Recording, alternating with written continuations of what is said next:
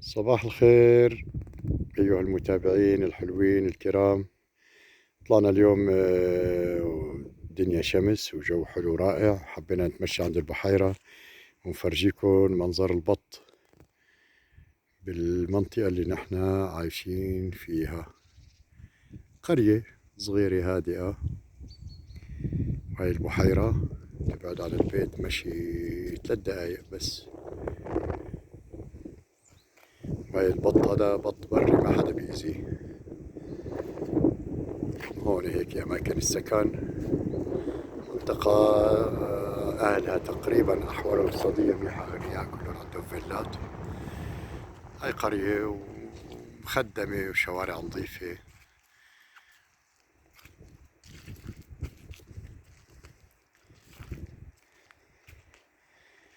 وهي صناديق البريد، كل واحد بحطوا له بريد، وهي بالنسبة للفيلات. نحن البريد عندنا بالبيت في فتحة بالبواب بنزلوها لقلب البيت. وهي منظر الفيلات، والشمس طالعة والجو رائع جدا جدا جدا. اليوم ربيع، من هناك تكونوا معنا. هاي صديقي ابن اختها لأم حسين، جاينا زيارة اليوم وعم نطلع نتفسح نحن وياه. وجه خير، شمست الدنيا علينا وروقنا ومن أحلى ما يكون. هذا شاب الحلو عزابي عم يدور له على العروس. وهي هيك، هاي المناظر هون، كل واحد قدامه حديقة بيقصوها بشكل منظم، وما في تصوينات. لك التصوينة تبع البيت يعني أمان، بيعملوها مساحة الأرض، كل واحد بيعرف حده. بلد هادئة جدا جدا جدا ورائعات. لنفرجيكم لبعيد، ها كمان هاي البيوت بعيد.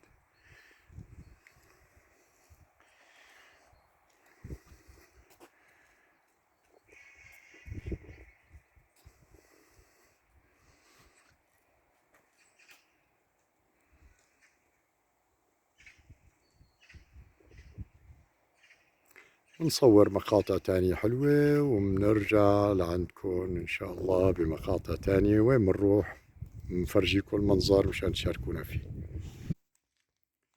نرجع بنفس الجولة تبع اليوم. في عنا هاي مثل قلعة قديمة، عمرها يعني بعتقد أكثر من 500 سنة أثرية. بلا مدخل كاين تحت مسكرينه، هيك شلون حاطين لهاي الشناقل إذا لاحظتوا،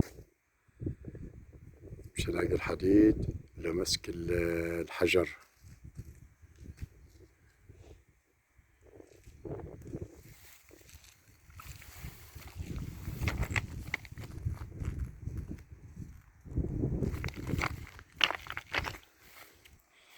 هاي هون مثل صالة بيجتمعوا فيها أهل البلد تابعة للبلدية، بيناقشوا مقترحات، شو في عندهم أمور وكذا، كل فترة إصلاحات إشكالات بالبلد كذا بيحلوها هون بهالصالة.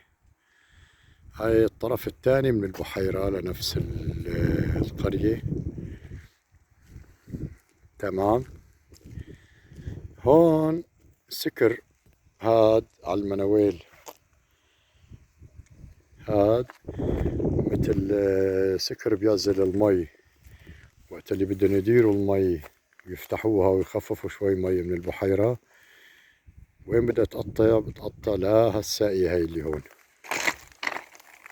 هاي الساقية بيفتحوها بتعبى المي وبتروح منها. وهي اجا بالشتي انهيار صاعقة او شي، ضربت المبنى هون قديم، انهد الحجر وقع. حجار كلها ضخمة، كيف كانوا يرفعوها بهذاك التاريخ وركبوها والله الله أعلم. هون مثل مستودع قديم كمان، فاضي مهجور،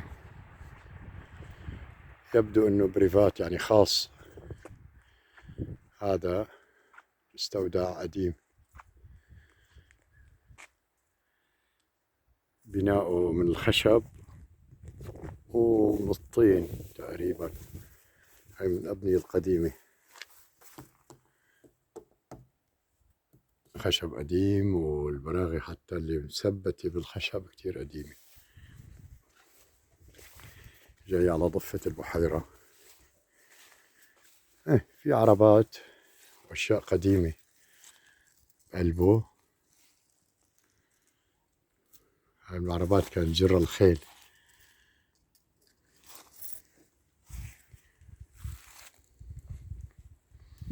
فهذا المشهد. هاي البحيرة.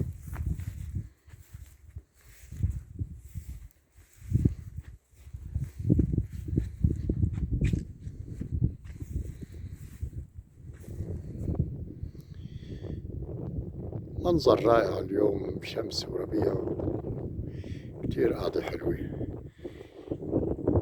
يعني الجو ربيعي، أما هون خريف. هلاليك أوراق الأشجار بلشت تتساقط، كلها صارت على الأرض، إلا بعض أنواع من الشجر بتضل خضراء، مثل هاي الشجر السرو، نوع من الأشجار هاي بتضل خضراء على مدى السنة. أما النباتات والربيع بالأرض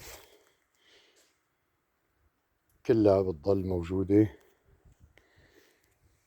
هاي نوع بيشبه مثل الريحان، بري.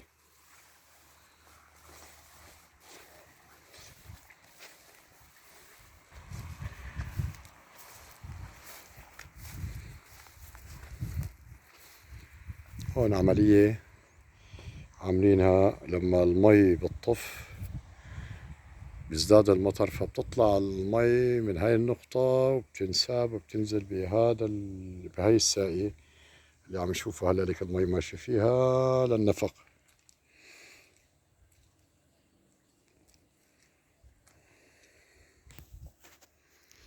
هون مخدمين بإضاءة هيك تقريبا كلاسيكية قديمة. هاي كلها بالليل بتكون ضاوية. هي فيها عدد هائل، يعني 50-60 نوع من المصابيح. ليك هذا صف المصابيح كامل، كلها هاي الإضاءة. هاي بالليل بتلاقيها كلها ضاوية مثل النهار. بيعتنوا ببلد قد ما تكون صغيرة أو كبيرة بتلاقيها فيها تخديم وخدمات وأشياء كتير حلوة.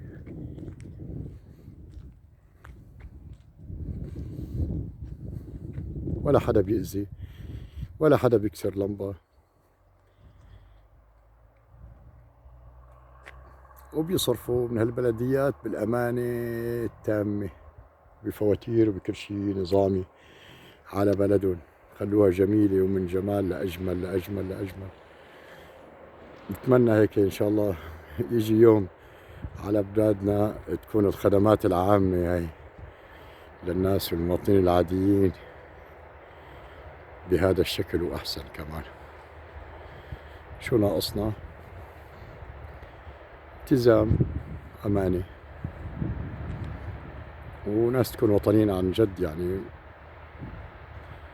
لازمنا الهوية الوطنية، هاي اللي ناقصتنا حتى كل الناس تشتغل لبلادها بصدق.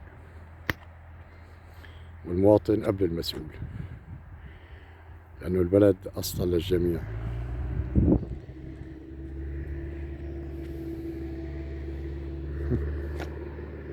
هذا المنظر بشكل عام.